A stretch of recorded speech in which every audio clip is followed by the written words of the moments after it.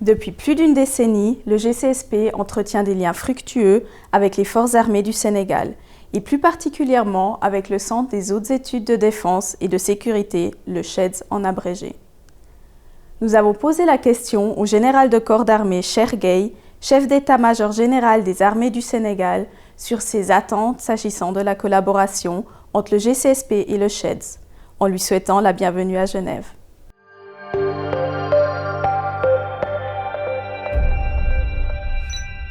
Donc c'est avec un grand plaisir que je me retrouve ici et puis de parler des relations entre le GCSP et le CHEDS du Sénégal qui récemment a été créé. Ces deux institutions qui ont presque la même vocation, à savoir mener des recherches, faire des analyses et dégager des stratégies, des politiques comme des politiques, surtout des politiques de sécurité. En ce sens, je dirais que je salue cette collaboration qui a été faite depuis le début de l'existence du CHEDS au Sénégal. Le centre, pour nous, a une importance particulière parce qu'il nous a permis, avant même l'existence du CHEDS, de former nos officiers dans le cadre de leur préparation pour les missions d'attaché militaire dans les différents pays. Ça se fait très bien depuis des années. Maintenant, ça se fait même au niveau du Sénégal avec la collaboration du CHEDS. Deuxièmement, il y a des sujets qui sont d'intérêt général, qui touchent soit la sécurité ou bien l'économie, en tout cas qui concernent nos pays et qui peuvent développer entre le CHEDS et le centre de Genève. Par conséquent, je ne peux que saluer cette collaboration et je me félicite de cela parce que ça nous a beaucoup profité, dont moi-même j'en ai profité dans le cadre de l'exercice de mes fonctions. Nous avons ensuite abordé avec le général Gueye la question des défis qui se posent aux forces armées du Sénégal dans le contexte de la politique de sécurité de l'Afrique de l'Ouest et de l'ensemble du continent africain.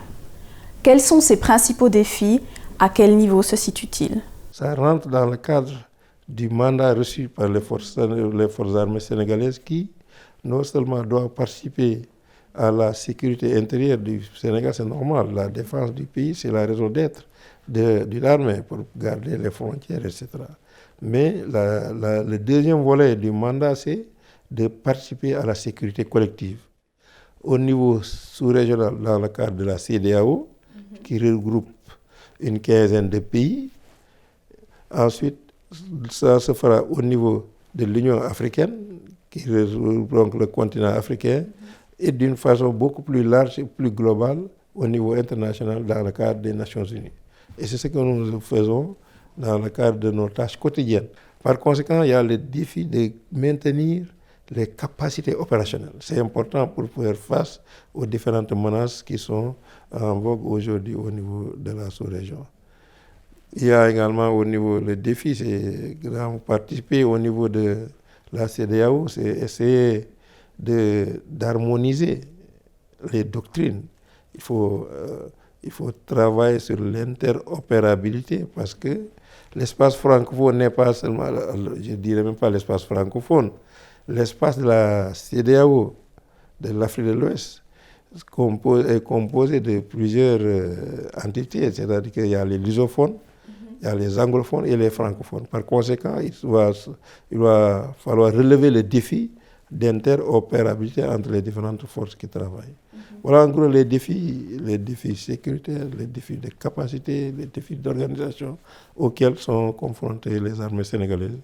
Et nous nous attelons en tout cas à les relever.